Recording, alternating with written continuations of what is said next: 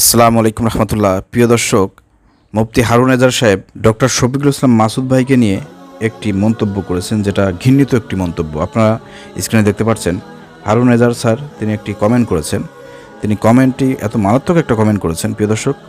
তিনি লিখেছেন যে এই মুনাফিক আমার পিছে কাশিমপুর কারাগারে নামাজ পড়তো, এখন ক্ষমতার মোহে সে আল্লাহকে ভুলে গিয়েছে।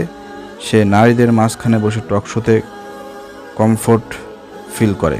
আচ্ছা, এই কমেন্টটা তিনি করেছেন, ঘৃণিত একটি কমেন্ট করেছেন প্রিয় দর্শক মুফতি হারুন এজার স্যার। তার এই কমেন্টের জবাব দেওয়ার জন্য আজকের এই ভিডিওটি, অর্থাৎ যারা ভিডিওটি ওপেন করেছেন, আশা করি ভিডিওটি শেয়ার করে সবাইকে দেখার সুযোগ করে দেবেন। কোনোভাবেই আর স্যার দিয়ে কোনো কথা বলা হবে না প্রিয় দর্শক।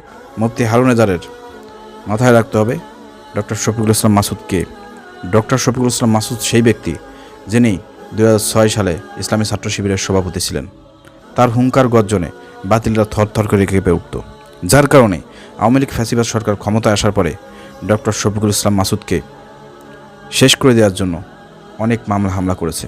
ডক্টর শফিকুল ইসলাম মাসুদ ভাই, আপনার স্ক্রিনে দেখতে পাচ্ছেন, তাকে একটানা 67 দিন রিমান্ডে রাখা হয়েছিল, যেটা বাংলাদেশের ইতিহাসে বিরল ঘটনা।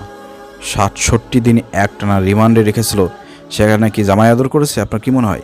একজন শিবির নেতা ছিলেন, তাকে কি পরিমাণ নির্মম নির্যাতন করেছে আপনারা দেখেছেন। আইনজীবীরা যখন তাকে কোর্টে উঠাতো, পুলিশ প্রশাসন যখন তাকে কোর্টে উঠাতো, তখন পুলিশ তাকে কাঁধে করে নিয়ে, 4 জন পুলিশ তাকে কাঁধে করে নিয়ে আদালতে উঠাইতো।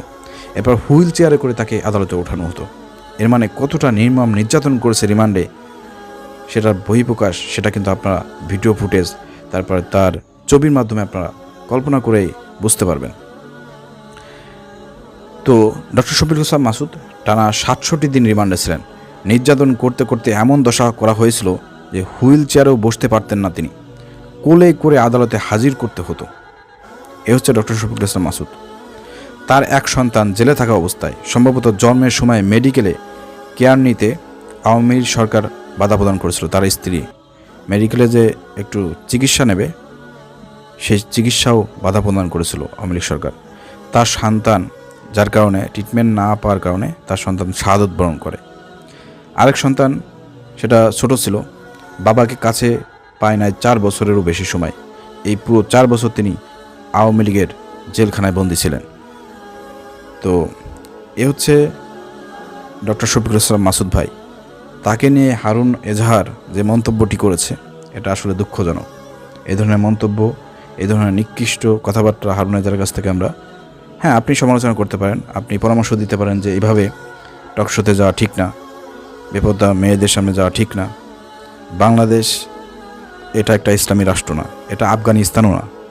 বুঝতে হবে আপনাকে, এদেশে বাংলা জামাত ইসলামী ইসলামী রাজনীতি করে, ইসলামকে প্রতিষ্ঠার জন্য কাজ করে যাচ্ছে নিয়মতান্ত্রিক এবং গণতান্ত্রিক পদ্ধতিতে। সেই জায়গা থেকে জামাত ইসলামকে সব কিছু ডিল করতে হয়। যেহেতু বাংলাদেশে 50+% বাংলাদেশে কিন্তু ভোটার হচ্ছে মহিলা, অতএব এখানে আপনার কন্ট্রিবিউশন যদি না থাকে, এখানে যদি আপনার এই যেসব জায়গা বেপর্দা নারী আছে, এইখানে গিয়ে যদি আপনি ইসলামের বার্তা পৌঁছে দিতে না পারেন, তাহলে তারা ইসলামের বাণী শুনবে কীভাবে শুনবে? তারা কীভাবে দিনের পথে ফিরে আসবে? ইসলামের পথে কীভাবে ফিরে আসবে? তারা কীভাবে ইসলামী দলকে ভোট দেবে? এদেশের বেশিরভাগ মহিলারা এখনও জানে, মেয়েরা বেশি করে জানে, বিশেষ করে বেপর্দা নারী যারা আছে, তারা মনে করে যে জামাত ইসলামী ক্ষমতা আসলে পারে মেয়েদেরকে একেবারে ঘর থেকে বের হতে দেবে না। তো এই সব ভুল ধারণা ভেঙে দেওয়ার জন্য, পজিটিভ পথে ফিরিয়ে আনার জন্য এই ধরনের কার্যক্রম জামাত ইসলামকে হাতে নিতে হয়। তাদেরকে এই অপছন্দনীয় কাজ, যদিও এটা অপছন্দনীয় কাজ আমাদের কাছে, কিন্তু এই কাজগুলো করতে বাধ্য হতে হয়। তো এইসব ক্ষেত্রে আপনি সমালোচনা করতে পারেন, খুব সুন্দরভাবে তাদেরকে দিক নির্দেশনামূলক, গঠনমূলক সমালোচনা করে তাদেরকে বোঝাতে পারেন। কিন্তু এইভাবে আপনি ডাইরেক্ট সরাসরি মুনাফিক কাকে বলতেছেন, একটু চিন্তা করা দরকার আপনার। হারুন এজাজ স্যার, মুফতি হারুন এজাজ, আপনার একটু চিন্তা করা দরকার। আপনি জেল খেটেছেন কী কারণে? আপনি কি ইসলাম প্রতিষ্ঠার জন্য কাজ করে জেল খেটেছেন? না। আর ডক্টর শফিকুল ইসলাম মাসুদ তারা দিন প্রতিষ্ঠার কাজ করতে গিয়ে জেল খেটেছে। অর্থাৎ অনেক পার্থক্য আছে জেল খাটার মধ্যে। অর্থাৎ হিসাব নিকাশ করে কথা বলবেন, কে মুনাফিক সেটা কাল কিয়ামতের দিন প্রকাশ পাবে। অর্থাৎ কথাবার্তা বলার আগে অনেক হিসাব নিকাশ করে কথা বলেন। ডক্টর শফিকুল ইসলাম যদি মুনাফিক না হয়ে থাকে, আপনি যে মিথ্যা তহমত দিচ্ছেন, মিথ্যা অপবাদ দিচ্ছেন, এটা কিন্তু তহমত হয়ে আপনার ঘরে এসে পড়বে। অর্থাৎ বি কেয়ারফুল। দর্শক, ভিডিও শেয়ার করে দেবেন। আসসালামু আলাইকুম রহমতুল্লাহ।